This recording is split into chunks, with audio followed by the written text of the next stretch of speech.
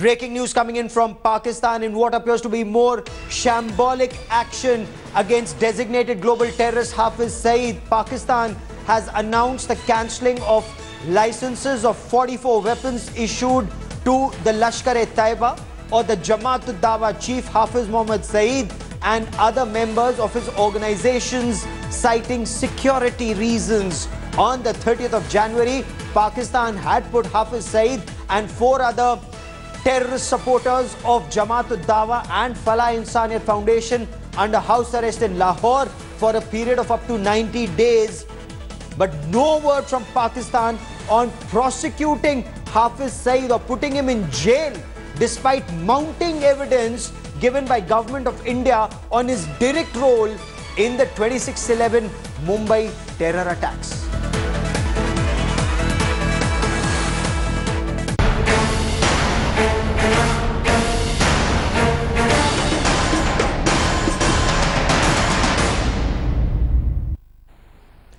Pakistan is in the line of international fire for being a state sponsor of terror. To deflect pressure, Pakistan has resorted to shambolic and cosmetic action against a designated global terrorist, Hafiz Mohammad Saeed. A sham house arrest, sham seizing of accounts or cancelling of licenses of weapons. Hafiz Saeed is still in touch with the entire Lashkar-e-Taiba terror machinery. The Jamaat-ud-Dawa and the Falah-e-Insaniyat Foundation are still learned to be collecting funds. They were seen in action after the Lahore terror strike.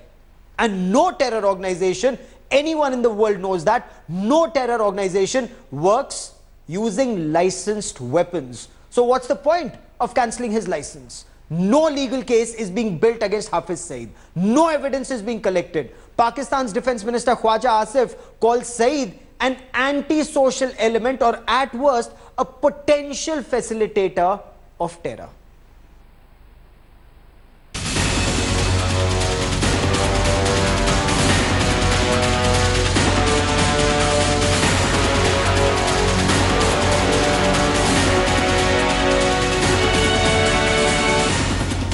The mastermind of 26/11 Mumbai terror attacks is only a potential threat for Pakistan's Defense Minister Khwaja Asif.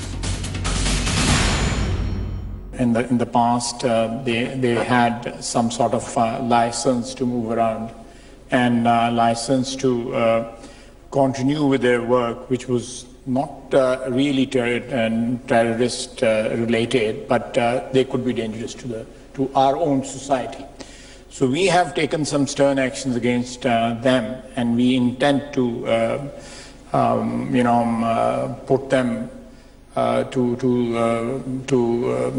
test, or you can say we intend to bring them to legal framework whereby these people are not free to operate. The organizations they were heading, they are not free to operate. Under intense international scrutiny, Pakistan has suddenly changed Hafiz Mohammad Saeed's status from a social worker and preacher to being a potential threat, even as the terror mastermind and ideologue considers floating his own political party. These are known organizations which have been banned in the past, like Lashkar-e-Taiba or Jamaat-ud-Dawa.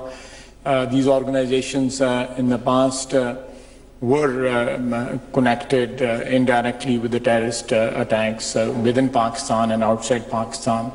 But our resolve, as I said earlier, to combat terrorism and to finish terrorism, especially in our own country and in Afghanistan.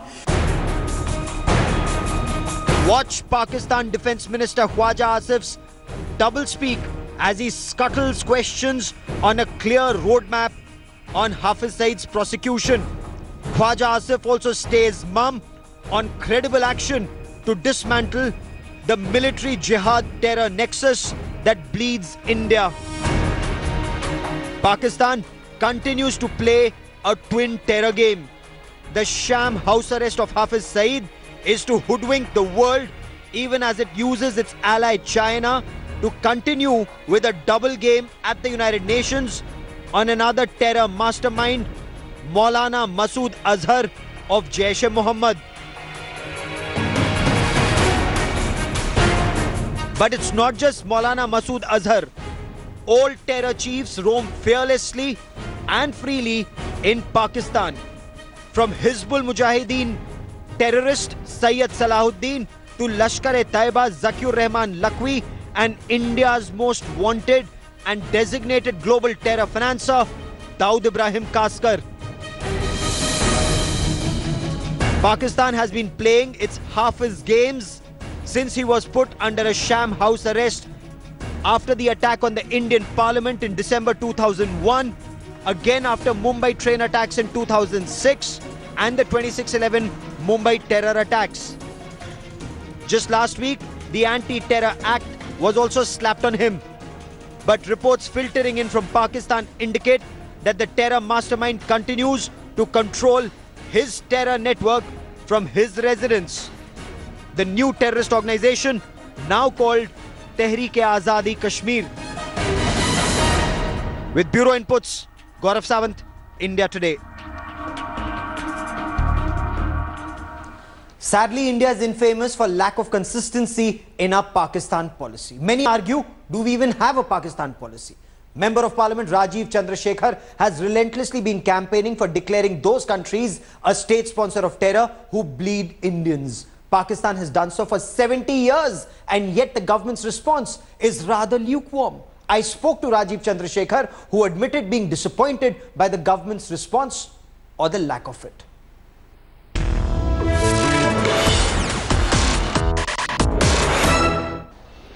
And joining me now for more on this big story is Member of Parliament Rajiv Chandrasekhar, the man with that bill to declare countries like Pakistan a state sponsor of terror. Rajiv Chandrasekhar, how do you see this development?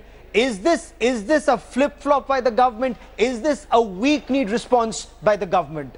No, I mean, obviously, I think it is not unfair to say I am disappointed, or that many thousands of Indians and millions of Indians rather who were looking forward to a debate in Parliament and hearing different people put their points of view,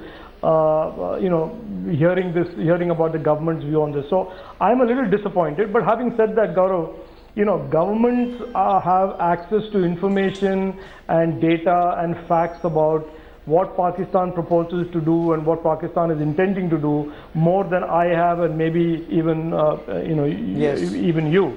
So I would give the benefit of the doubt to the government. I think they have said what they have to say, but the basic essence of this bill, basic objective of this bill was to start a debate in Parliament, and for the people of India to see what parliamentarians are saying about the relationship that India and Pakistan should have, because it will be the first time that Parliament is debating this since 1994. Okay, so a debate in Parliament on the 9th of March.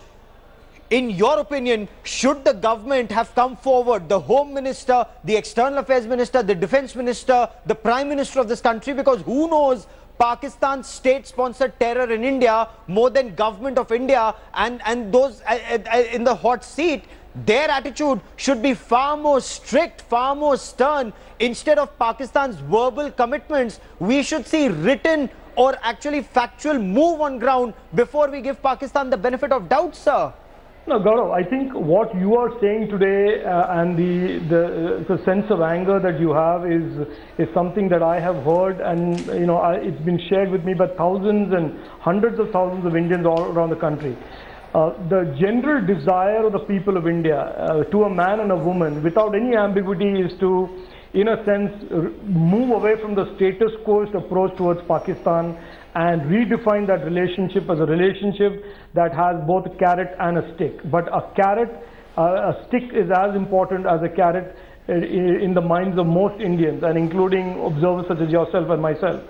So I think unless I can only explain this government statement as coming from the recent actions of Pakistan vis-a-vis Hafiz Saeed, and some knowledge about Pakistan probably changing its strategy towards aiding, abetting and fostering terrorism that it was in the last many years.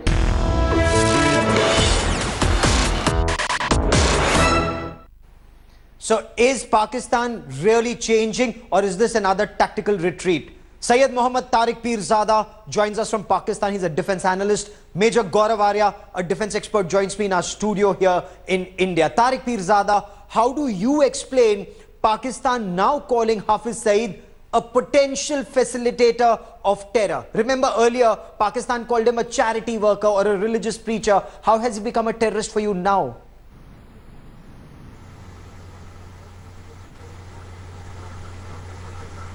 Hello? Mr. Pirzada, can you hear me? Yeah, I can hear you, but the voice quality is not good. Let me try to answer. Could you ask your question one more time? Tariq Pirzada, how has your country changed its stance from a charity worker? How come Hafiz Saeed is a terrorist for you today? Well, I have an explanation for that, and you'll be very amused by that. You know, I went through the text of the so-called sanctions committee, UNSC sanctions committee on terrorism, and I read the whole document pertaining to the resolution. As a result of that, you know, these so-called sanctions have been, you know, implemented by Pakistan. You know, the government of Nawaz Sharif has been wishy-washy on the issue of its relations with India in the past, but looks like Mr. Nawaz Sharif himself is now in cahoots with Mr. Narendra Modi, and so he has decided to comply with something he didn't have to comply. For example, the resolution of 2008, under which Mr. Hafiz Saeed was declared to be associated with certain organizations like Al-Qaeda or being associated with supporting the Taliban, and India was never a part of that charge, by the way. So India is not a part of the course I'm amused. contents of resolution. I am very Hold amused. on, You're hold on. waffling. You don't have a response. Has your Let me government come back. changed? Let me come Has the back. government changed? Gaurav Because- Arya, Major Arya, has Pakistan government changed? Just this morning there was an encounter at the LC and a terrorist was killed. Weapons and ammunition were recovered. I Night think vision Mr. devices Nawaz were recovered. has- No, I'll tell you, Gaurav, what has happened I is think that... Mr. Nawaz Sharif Mr. is Pirzada, assisting just hold on one second. the government Pirzada sahab, hold on. matter. Hold on, Pirzada sahab, hold on. Now, what has happened is that when there was Okay, this so who's- unfortunate who's attack talking? on the shrine of Lal Shahbaz Qalandar, in which 80 plus people died in Sindh, in Sevan, Pakistan And, suddenly, who was Pakistan by the suddenly, intelligence, you know. within 24 We have hours, provided killed all that 100 information militants. to the Afghan government, Okay, and the they Afghan probably had a government court of is law doing which that with sentenced 100 militants to death overnight. All right? So And we have Pakistan got does also not the need person the myself law. who was Pakistan does involved not in need the rules hard when they are under attack. But for Hafiz Saeed, who's the mastermind behind 2611, it's been so many years and Good Pakistan point. has not been able to find proof. Tariq Pirzada, on my show, we don't speak on top of each other. Tariq Pirzada, hear me out. Sir, hear me out. Don't rant. Tariq Pirzada Saab, don't rant.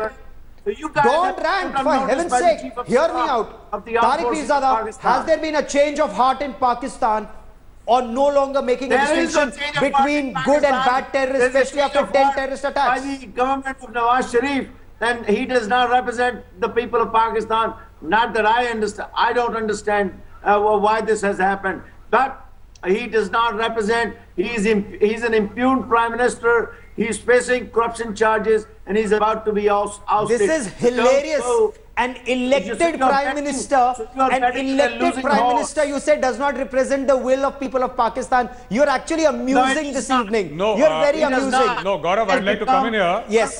Mr. Tariq Pirzada, you said that he does not represent the will of the people. It's right. In a country where the civilian dispensation has been toppled 4 times by martial law, by the army, obviously you will not understand small minor things like democracy. They are alien to your culture. All right. You're saying Nawaz Sharif is under pressure because of Panama Gate. What does Panama Gate got to do with Hafiz Saeed? Can you please explain?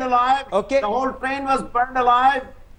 Okay. No, but Gaurav Arya, Pakistan has cancelled Hafiz Saeed's weapons license, put him under this so-called house arrest. Can Pakistan, should Pakistan be given the benefit of doubt? Absolutely not. They're a bunch of liars. It's a nation full of liars. They said that Hafiz Saeed is an NGO worker. What is Hafiz Saeed, an NGO worker? A person who works for the benefit of mankind, who's so large-hearted and soft-hearted, doing with 44 automatic weapons. Can Pakistan government answer that? It's just a sham. They are just trying to protect themselves. They are a terrorist nation. And I'll tell you, Hafiz Saeed, this whole thing about Hafiz Saeed's arrest, it's only temporary, just to deflect pressure. He will come back again stronger because the Pakistan army cannot do without Hafiz Saeed. No, but 10 terror attacks in 10 days. More than 100 Pakistanis killed. Apart from the attack in Sindh, there's been one in Khyber Pakhtunkhwa just this morning. Now, of course, that's a different story. That Pakistan army has gone and massacred more than 100 people, not just in Pakistan's Northwest Frontier province, but also along the Pakistan-Afghanistan border. So, will the Pakistan army reform, Major Gauravaria? No, not at all. Hear me out. Did that country did not even reform after 150 children were massacred at Army Public School Peshawar. So they are unlikely to reform ever. Gaurav, this is a country. See, we are not dealing with a country. We are dealing with a mindset here. The Pakistan army came out with a national action plan which was put through their Senate. What happened to the national action plan? It fell flat. This country is hemorrhaging from terrorism. But they will not let go of these so-called good terrorists because there is an Indian psychosis in their mind. As long as they believe, as long as the Pakistani army believes at a core of their being, at the core of their spirit and heart, that these people are useful against the Indian army. Let their children die. Let their people be massacred in mosques. They do not care. The Pakistani civilian counts for nothing as far as the strategic depth of the Pakistani army is concerned. And there's one thing that the world needs to realize, there's one thing that our political leadership also needs to realize, that it's not just India that's hitting out at Pakistan-sponsored terror. President Ashraf Ghani of Afghanistan, he hit out at Pakistan-sponsored terror at the Munich Security Conference. Let's just listen in to President Ghani, where he accused Pakistan of waging undeclared war on Afghanistan. Let's listen in. Yes, we're fighting. But the fight is a complex one, and I'd like to again restate, this is not a civil war. It's a drug war, it's a terrorist war, and it's also a state-to-state undeclared war. The multiplicity of these dimensions require clarity so we can all focus on terrorism. Afghanistan is a victim of Pakistan-sponsored terror. So is India. But Major Gauravaria, there's far more clarity in the way Afghanistan is responding to this, because Afghanistan's president in no uncertain terms says this is state-to-state undeclared war. We should say the same. Absolutely. It's surprising that why we have not done it. You know, you just mentioned Rajiv Chandrasekhar's bill in Parliament. I think the government should, with all urgency, look at this bill. If Afghanistan can do it, if Afghanistan can find the will and the spine to do it, a country like India, which hopes to sit at the high table of the United Nations, which calls itself an emerging superpower, if it cannot declare Pakistan a terrorist state, then I'm sorry to say that we have failed before we have even started.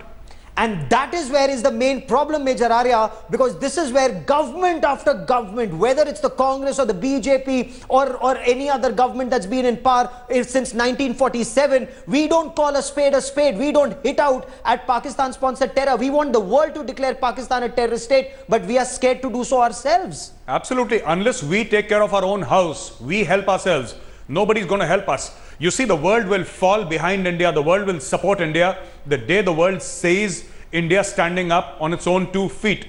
We don't want to declare Pakistan a terrorist state. We want to be goody-goody. I don't know what we want from Pakistan or what Pakistan can offer us. But unless we declare Pakistan a terrorist state, it's not going to happen. Let us first take that first step. Let us be courageous. Let us declare Pakistan a terrorist state. America will fall behind you.